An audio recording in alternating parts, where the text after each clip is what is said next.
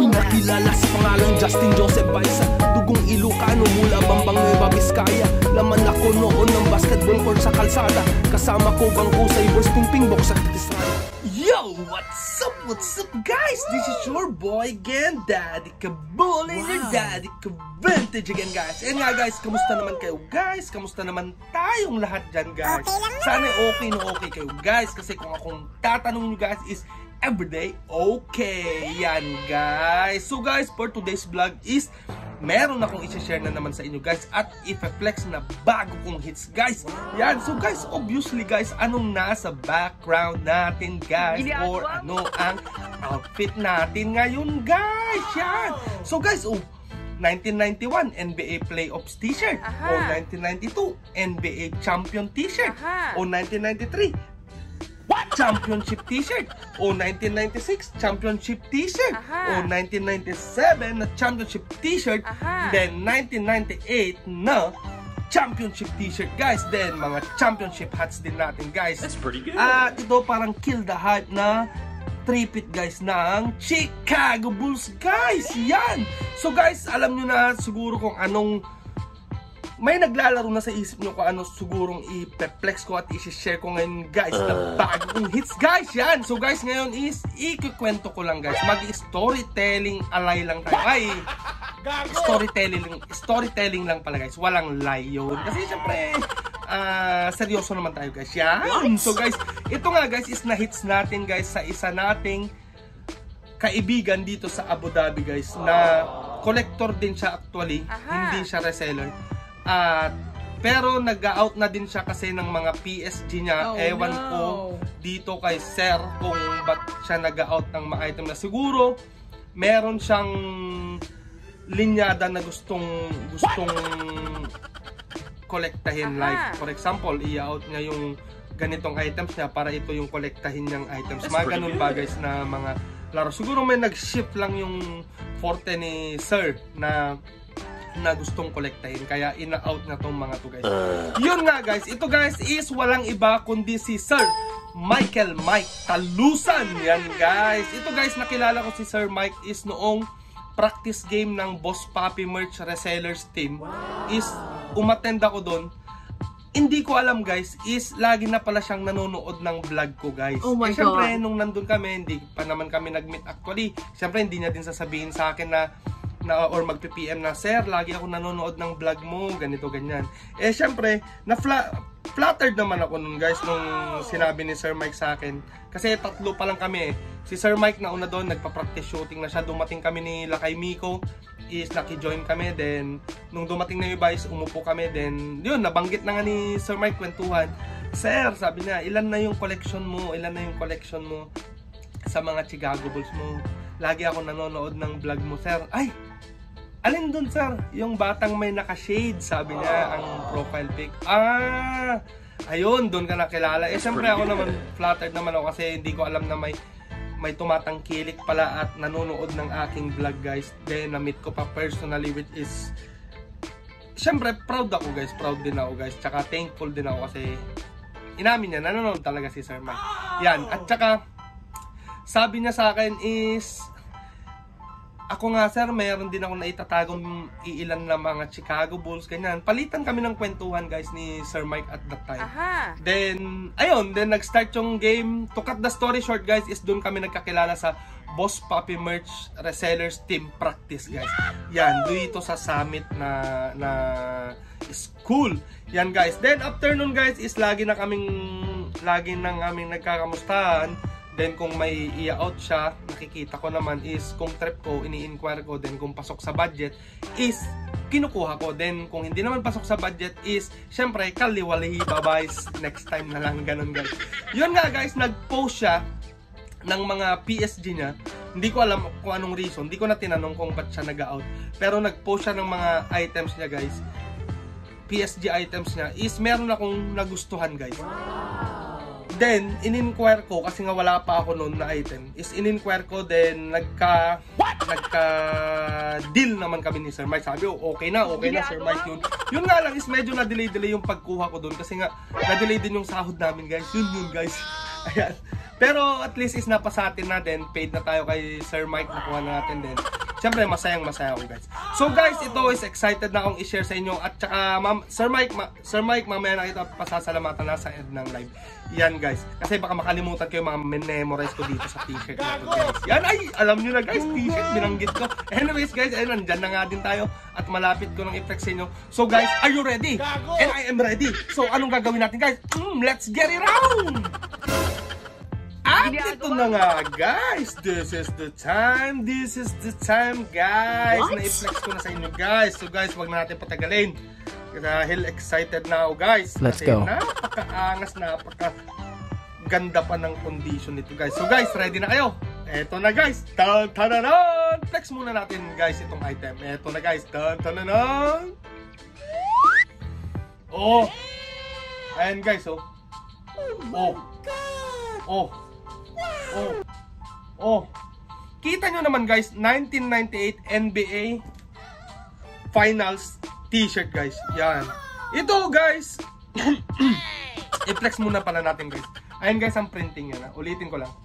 Yan. 6-time NBA Champions 1998 NBA Finals 1998. Then yung trophy. That's pretty good. Ayan. Champs. Then logo. Ayan guys. So malapitan natin. I-flex. Huwag na natin patagalin guys. Ang tag nito guys is Pro Player guys. Size XL guys. Yan. Ito guys is na purchase to ni Sir Mike sa The Greatest Unlimited guys. Ayan pa yung tag ng The Greatest Unlimited. Oh, tingnan nyo yung presyo guys. Oh yan ha. 300 na binili guys. 300 na nabili sa The Greatest Unlimited. Hindi niya pa nagamit daw to. Sabi niya sa akin. Inamin ni Sir Mike sa akin. Binili niya pero hindi niya pa nagamit. Kasi nga, yan, kita nyo naman, di pa natatanggal yung tag guys. Yan. Tsaka, yun naman, di naman gamit guys. Yan, size XL. Size XL guys. Yan, that's pretty good. Pro Player. Ano ba nalagay dito? Wait a minute. Yung materials guys, materials. Yan, then Pro Player guys. Yan, Pro Player. Then, ang details nito is meron pa siyang stitch embroidered dito na letter P at saka Thunder, which is logo ng Pro Player yan guys. Then, ano pa ba? Wait a minute. Ayun lang naman, yun na din ang wash tag nito guys. Andyan na yung wash tag guys sa likod ng hard tag niya guys. That's pretty good. Then, single stitch to. Ay, hindi, double stitch naman. Double stitch. All the way nga lang siya. Double stitch all the way. Ayan. Ayan, double stitch. All the way kasi walang tahi dito guys. What?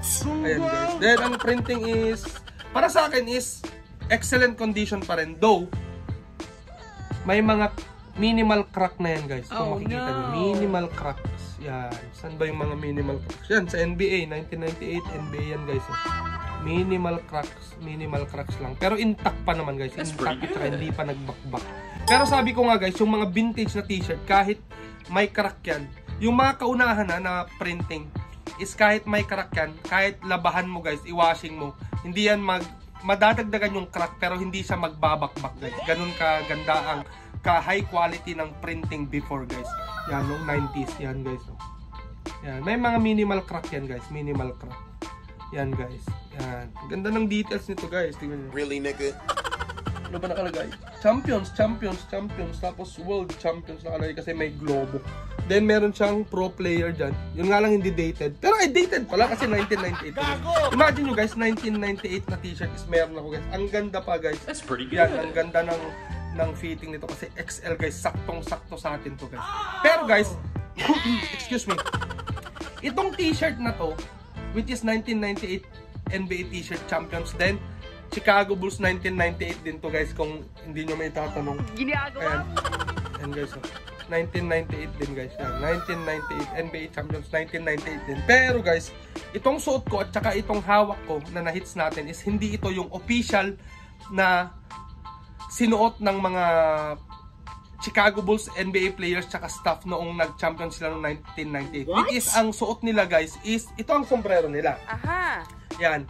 Pero ang suot nila na t-shirt is yung puti na ang nakalagay is repeat na starter guys. Starter. Then, nung day ng parade nila, ng champion parade nila sa Chicago, is iba din yung t-shirt nila guys. Yung circular na OG logo na meron lang yung ulo ng, yung logo ng Chicago Bulls na bilog. Yun ang suot nila nung parade nila guys, ng day ng parade. Color black yun. Pero yung sinuot nila nung after ng game na nag-champion sila guys, is puti yun na nakalagay is repeat. Makikita nyo dyan guys, ipopost ko guys, ipopost ko dyan para may idea kayo. At saka may kamahalan din yun guys. Yung na-search ko is parang almost $1,000 guys, 999.99 ata. Makikita nyo dyan guys, ipopost ko. Ayan guys, so guys, kahit may 1998 na tayo guys, na championship t-shirt, is kinuha ko pa rin to guys kasi nga wala ako. At the same time is ang ganda ng design kasi meron siyang trophy guys, meron siyang trophy. Yun yung nag-caught ng attention ko guys, or bakit ko natipuan guys, is dahil sa trophy guys, kaya kinuha ko to guys kay Sir Mike.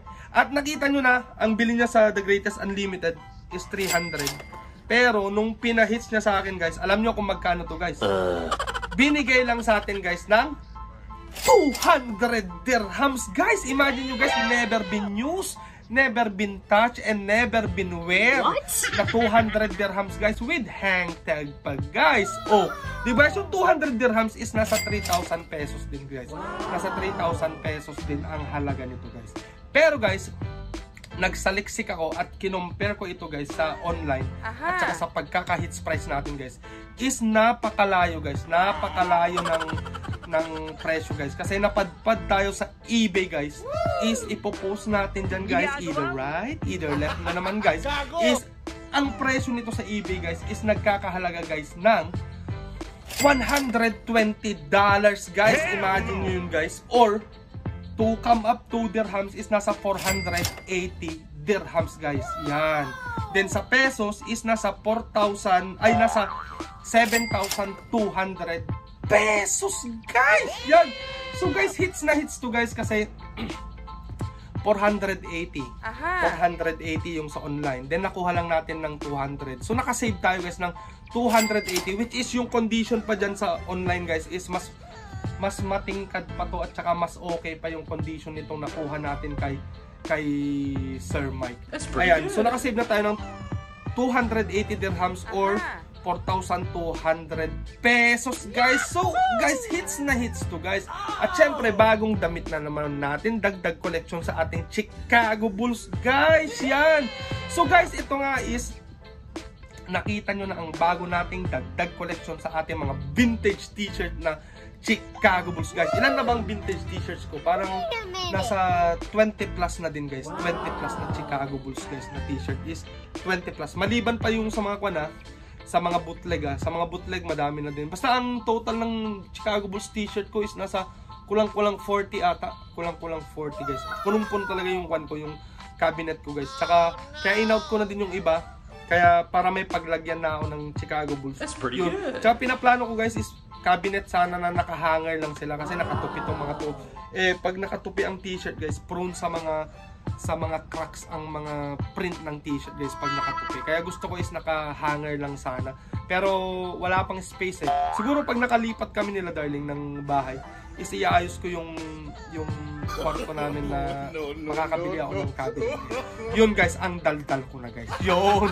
Ayan nga guys. So guys, ito nakita nyo na ang bago nating hits na 1998 non-official championship t-shirt guys ng Chicago Bulls. Is sana'y na-appreciate nyo na naman guys itong aking simpleng pag-share ng aking dagdag collection hits guys.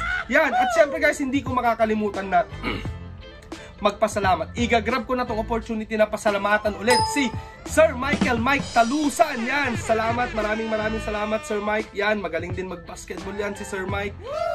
Lakas din yan sa ilalim guys. Babanggahan kami noon, nagaganyan, nagpopompyangan kami ni Sir Mike sa ilalim noon yan, yung practice game ng reseller. Kaso hindi na naulit yun Ewan ko, tanong natin si Boss Papi. Sir Jay, baka naman, mayroon na naman tayong practice yan at wala na tayong papawis, Sir Jay. Yan, shout out, kinocall out ko si Sir Jay ng Boss Papi Merch yan. Follow nyo din yung Boss Papi Merch. Ang gaganda din ng mga items nila dyan, mga collabo sila dyan, sila Lakay Trevor, Sir Art, DXB, tsaka sino pa ba sila? Utol Renats.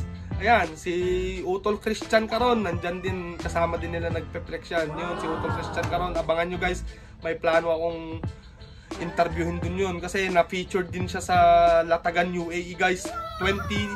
24 Aha. is isa din siya sa tumatak sa mapa guys kung ba't siya na-featured doon.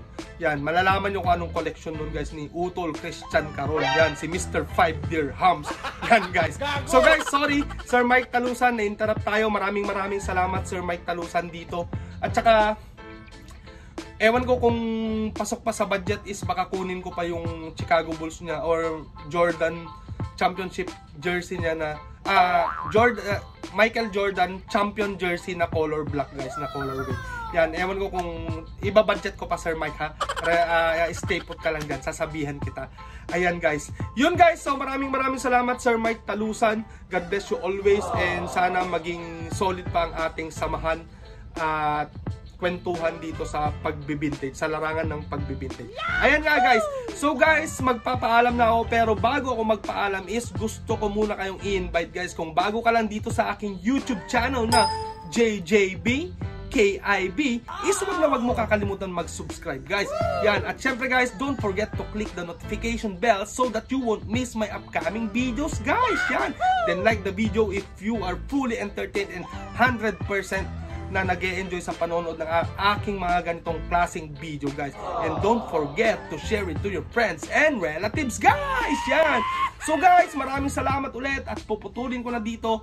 At maraming salamat sa panonood. So guys, magpapaalam na ako. Here's your boy, Daddy Kabulin, your Daddy Ka Vintage, saying, till next time, peace out. Bye-bye! Gago!